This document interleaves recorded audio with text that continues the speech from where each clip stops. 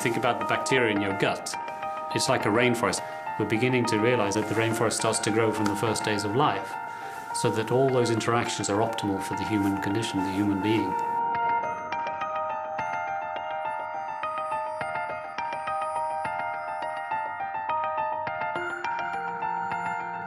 The flora is not well established. You can have an imbalance in the immune system, which can lead to allergy, which is epidemic in the Western world, or it can lead to diabetes, it can lead to autoimmune disease and so on.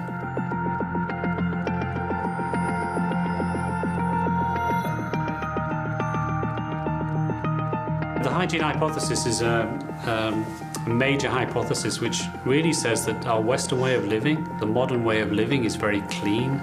It means that our babies, in the early years of their life, they're, let's say, not exposed to a natural bacterial environment. And those bacteria are triggers for the immune system of the baby.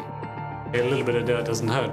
The fact that you have it on your hands and it's in the baby's environment is not a negative thing for the baby. That's what babies do. They creep around, they get in the stuff, and it goes in the GI tract and it develops their system to protect them for the future. So really the whole probiotic idea in the hygiene hypothesis is to add back bacteria which are missing. Probiotic is a live microorganism that generates health benefit in the human.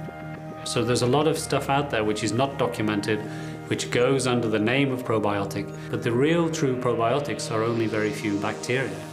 And Reuteri is one of those. The indigenous nature of Reuteri is one of the unique characteristics of this particular bacteria. So it's not something you get with your food, it's something that should be with you in your GI tract from birth to death. Unfortunately, the humans, it's beginning to disappear and we want to replace it back in there.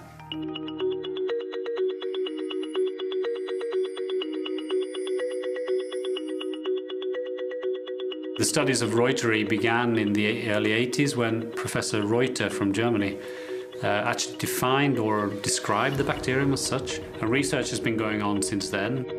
If you look at the clinical data that we have in children, you can see strong evidence that it's affecting colic, it's affecting gut motility positively. It'll protect children from infections when they go into a daycare environment, for instance, so it's a prophylactic protection from infection.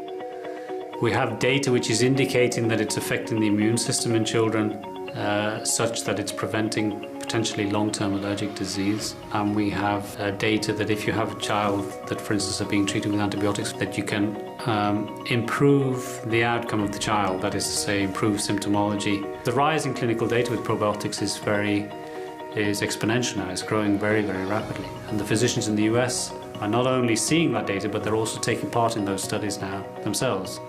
And that in itself is generating awareness of Reuteri in the US. So you have all these things, so the physicians begin to say, okay, we know it's doing all this stuff, why would you not give it? It is extremely safe. We've been searching the literature for all the years we've been doing the research. We never see any, let's say, true adverse events of Lactobacillus reuteri in babies, adults, children, or anybody. It's a natural bacteria. It comes from the breast milk of a mother. 12 to 15% of mothers have Reuteri in the breast milk. And it's in our environment. So it's not a dangerous thing in any way. And that's also a very important point. So there is no real reason not to use the Reuteri in infants.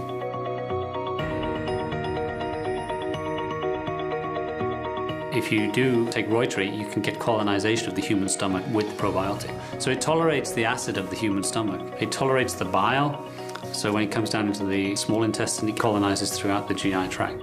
Some of the early work which was done in avia, in chickens and turkeys, and was also done in rats and mice, show clearly that if you give these animals Lactobacillus reuteri from a very early age, you can actually mature the GI tract. You can get growth of the length of the villi and deepening of the crypts. The bigger the villi, the more surface area you have, the more nutritional uptake you're going to get, the more healthy the gut. In the ileum, you can actually see an elevation of what are called CD4 helper cells. And when we did the Danish study, where we took the biopsies from the ileum of volunteers, we could again see exactly the same effect on the CD4 helper cells. We postulate that this is really one of the basic mechanisms of how the immune system is being affected by Lactobacillus reuteri intake. In other studies, we've looked at premature babies in the NICU, And you could see these babies, they grow better, they get off parenteral nutrition, which is nutrition through the arm as opposed to enteral nutrition.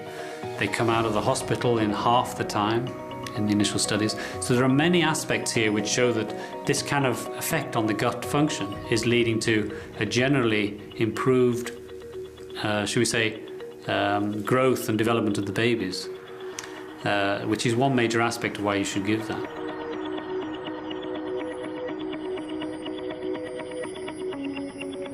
One of the unique characteristics of Reuteri is its ability to produce Reuterin. When Reuterin comes in contact with the pathogen becomes sensitive to that Reuterin. So Reuterin will actually inhibit the growth of or kill the pathogen, whilst not affecting the commensal, what we call the commensal bacteria, the good bacteria, so that you get this change in good to bad ratio in the GI tract.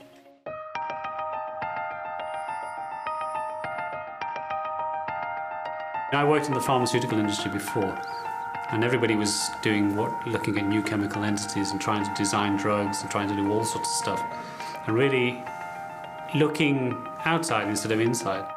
Our optimal health is defined by this ecological small world. This field is really going to be an open field for medicine for a long time to come.